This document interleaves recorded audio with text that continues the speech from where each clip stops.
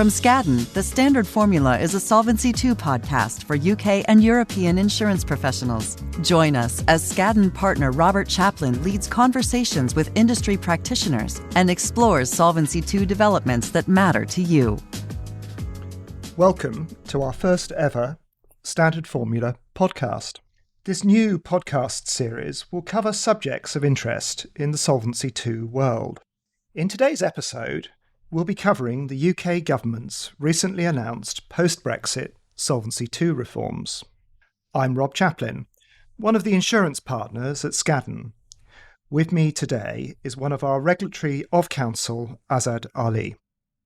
Following its departure from the European Union at the end of 2020, the UK is now exercising its freedom to move away from key EU insurance prudential regulatory standards.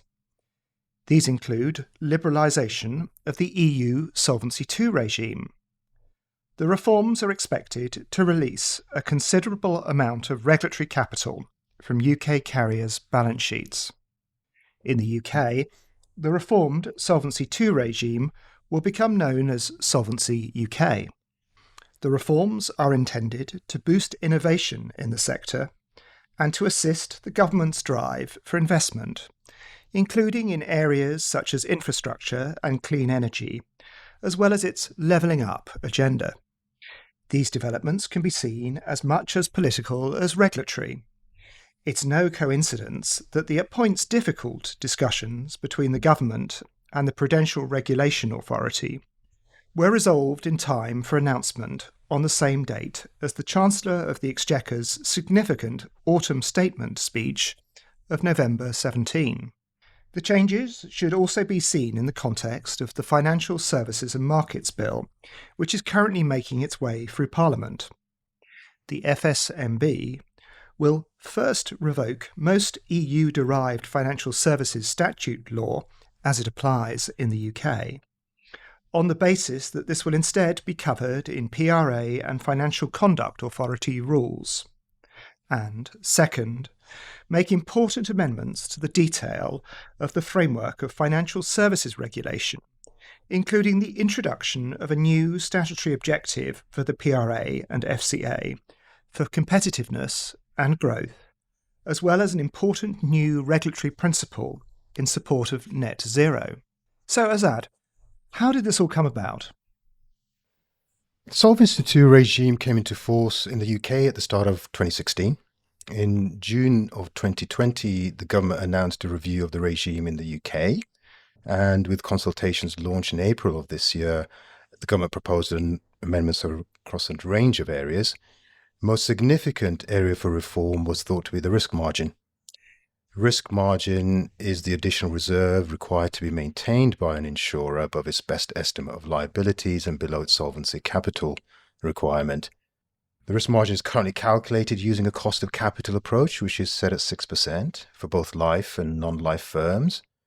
The government proposals in April of this year was to make deep cuts to that risk margin on the basis that it was larger than required to serve its intended purpose, which was to provide a sufficient buffer above the best estimate of liability so that if an insurer fails, there will be enough reserves to fund a transfer of insurance liabilities to another carrier.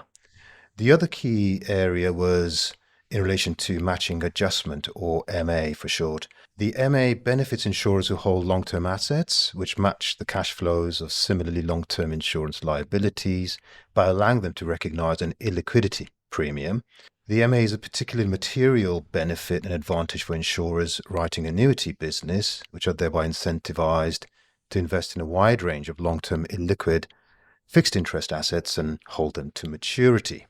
And when insurers hold assets matched to maturity, they are less exposed to illiquidity risk, but do retain credit and other residual risks.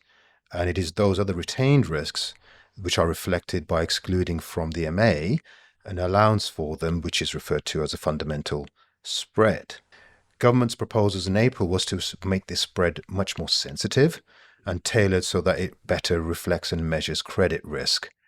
So Rob will now talk us through the final proposals. Thanks, Azad.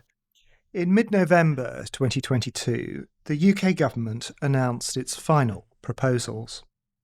The risk margin is to be reduced using a modified cost of capital method by around 65% for life carriers and 30% for non-life carriers.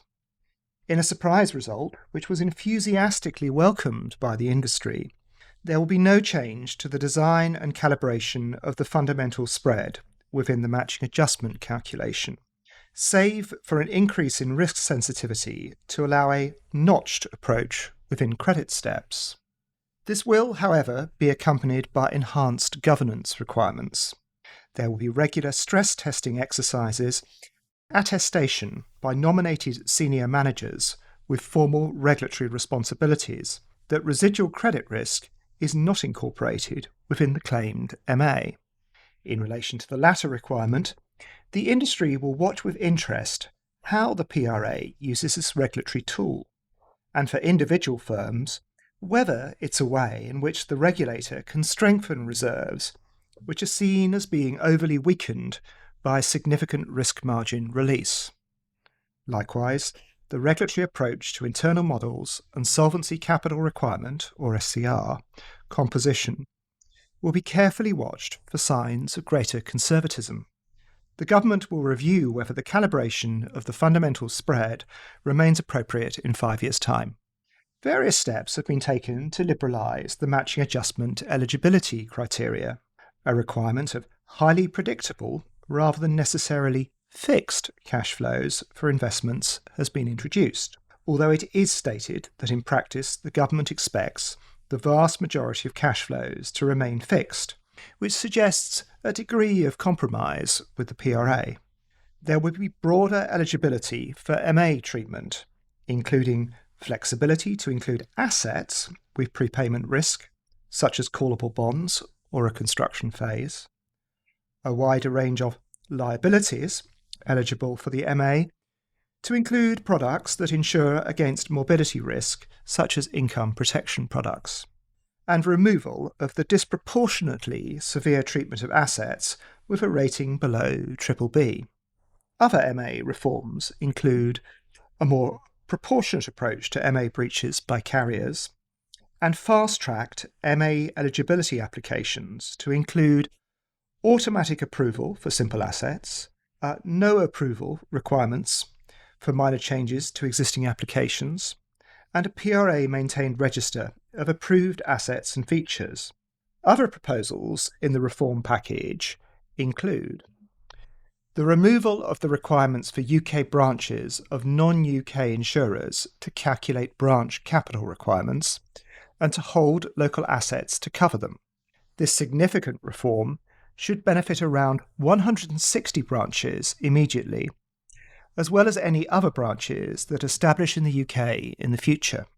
In addition, the proposals anticipate an increase in the thresholds before the Solvency UK regime applies. Up to £15 million in annual gross written premiums, triple the previous threshold, and to £50 million in gross technical provisions, double the previous threshold, which is aimed at nurturing insurtech businesses. And finally, a new regime for start-up insurers with adjusted entry requirements such as a lower capital floor, lower expectations for key personnel and governance structures, and exemptions from some reporting requirements, which is also aimed at developing the UK insurtech sector. So Azad, what might the possible market impacts of the changes be? Well, Rob, it's too soon to say with certainty what the market impacts of the reforms will be, as they are still being considered and analysed by the industry, by advisors and commentators on the industry. I would suggest that early speculation indicates a number of market impacts. Firstly, a degree of investment in infrastructure and clean energy, although perhaps more returns of value to shareholders than government may have expected. Fresh boost for bulk annuity pension deals. A move away from a reinsurance offshoring of longevity risk, although perhaps less than what might be expected. Flourishing of branches, possibly favouring the London market with an expected regulatory arbitrage potential, maybe. Innovative approaches to non-conventional assets. A new look at life securitizations, and possibly And finally, new opportunities for insurtech, where it is hoped that a new way forward will be found to enable successful creation of small innovative carriers in the industry. So what comes next, Rob? Well, Azad, the next step in the proposals is for government to work with the PRA to enable implementation of these reforms. Then we will await with interest to see how the compromises inherent in the reforms manifest themselves in practice. We hope you found the first episode of the Standard Formula podcast useful. We very much look forward to you joining us next time. Thank you for joining us on The Standard Formula. If you enjoyed this conversation, be sure to subscribe in your favorite podcast app so you don't miss any future episodes. Additional information about Skadden can be found at skadden.com. The Standard Formula is a podcast by Skadden, Arps, Slate, Marin Flom, LLP, and affiliates. Skadden is recognized for its deep experience in representing insurance and reinsurance companies and their advisors on a wide variety of transactional and regulatory matters. This podcast is provided for educational and informational purposes only and is not intended and should not be construed as legal advice. This podcast is considered advertising under applicable state laws.